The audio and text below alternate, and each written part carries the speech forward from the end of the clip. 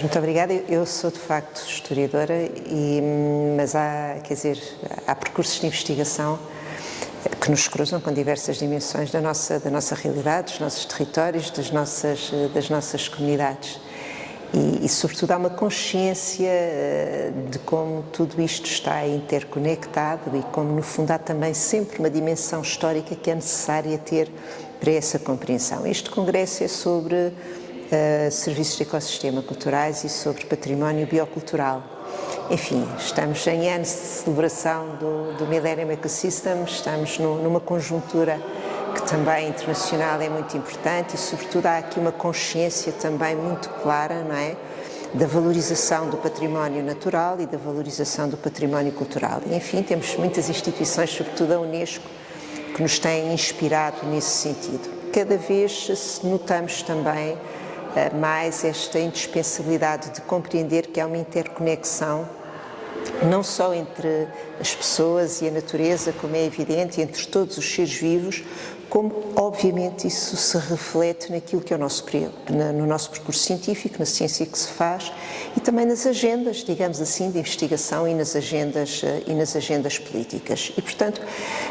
o caminho dos serviços de ecossistema e a sua relação, sobretudo agora aqui especificamente nos serviços de ecossistema culturais, tem sido muito produtivo para explicar como efetivamente também nesta atualidade, nesta situação já mais do que emergência, relativamente à questão da perda da biodiversidade, das alterações climáticas, da consciência de que no fundo tudo isto pressupõe também uma contribuição, no fundo, da compreensão da atuação humana e das ciências sociais e das humanidades que é muito relevante. E que isso está evidentemente interligado também com a própria concepção desse património natural associado ao próprio património cultural e, no fundo, desse seu mútuo benefício. Não é? Acontece que em quase todos os patamares, mesmo em algumas propostas mais inspiradoras, muitas vezes estes dois caminhos têm, enfim, sido colocados, embora valorizando ambos, não é? Mas colocados de facto muitas vezes em trilhos paralelos. Hoje em dia a ideia não só da biodiversidade cultural, e são conceitos que nós já temos também há muitos anos, mas também olhar para esta forma cruzada, no fundo suscita-nos, quer no plano científico, quer na abordagem de todas estas questões sociais e ambientais, a termos, no fundo, uma perspectiva integradora de tudo isso. E, portanto, no fundo, quando estamos a falar de património biocultural, estamos a falar dessa convergência íntima, que ela, aliás, é intrínseca, não é? Nós é que, no fundo, a temos separado também, o que pressupõe também uma compreensão, de alguma maneira, filosófica daquilo que nós somos, não é? E, portanto, também passa por uma compreensão do que é o papel do homem e do homem da natureza, não num sentido antitético, digamos assim, mas percebendo que o homem é parte da natureza, que o homem é um ser vivo tal como os outros seres vivos e, portanto, há aqui muitas dimensões sob o ponto de vista do pensamento filosófico, em que contribuem também outras ciências que são muito relevantes, na área da sociologia, da antropologia, etc. Mas é a compreensão, digamos assim, dessa relação íntima que nos permite olhar então para este património e para o património biocultural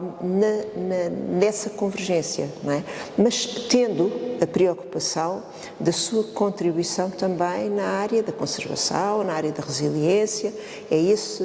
o objetivo. Hoje em dia há vários programas da Unesco que têm chamado a atenção e, enfim, várias convenções muito importantes. Temos algumas figuras internacionais que são da maior relevância, a começar pelos patrimónios classificados,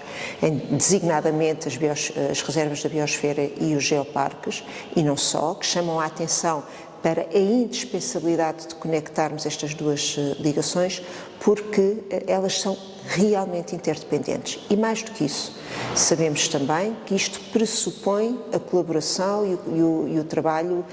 de grande proximidade e envolvimento com as comunidades, considerando-as nos seus próprios territórios. E, portanto, há aqui também associada a ideia da pertença, a ideia da situação, não é? Quer dizer, a ideia de como todas estas comunidades e todas estas realidades estão ligadas a um determinado território. E que, no fundo, o bem-estar desse território tem a ver com o bem-estar das comunidades. E há também essa contribuição mútua, não é? E, portanto, é este o caminho que nós estamos hoje em dia a percorrer e este congresso e esta chamada de atenção, que é muito importante porque ela é apoiada quer pelo JPI Climate, quer pelo JPI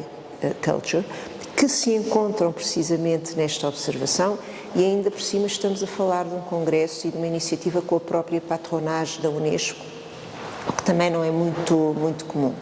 E com o propósito de também contribuirmos, não só para refletir para tudo isto, os seus conceitos, as metodologias, chamar a atenção para a quantidade de projetos onde compreendemos como estas dimensões se auxiliam mutuamente e, de alguma maneira, também contribuirmos para formalizar, digamos assim, um enquadramento e uma compreensão de como é preciso ter em consideração este tipo de instrumentos e de ferramentas para,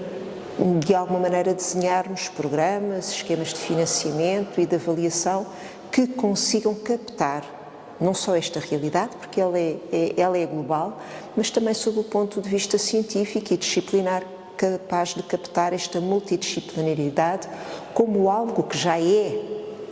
essencialmente multidisciplinar e tem que ser pensado multidisciplinarmente e não a posteriori cruzando ciências.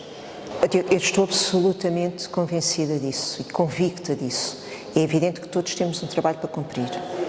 Na ótica da academia, nós temos que produzir conhecimento científico que fundamente e que estimule isso. Temos que desenvolver as nossas capacidades de diálogo com as comunidades, de diálogo com a sociedade para as envolver neste processo. E, sobretudo, temos uma consciência crescente de que isto não é possível sem as comunidades. E todos em conjunto, se não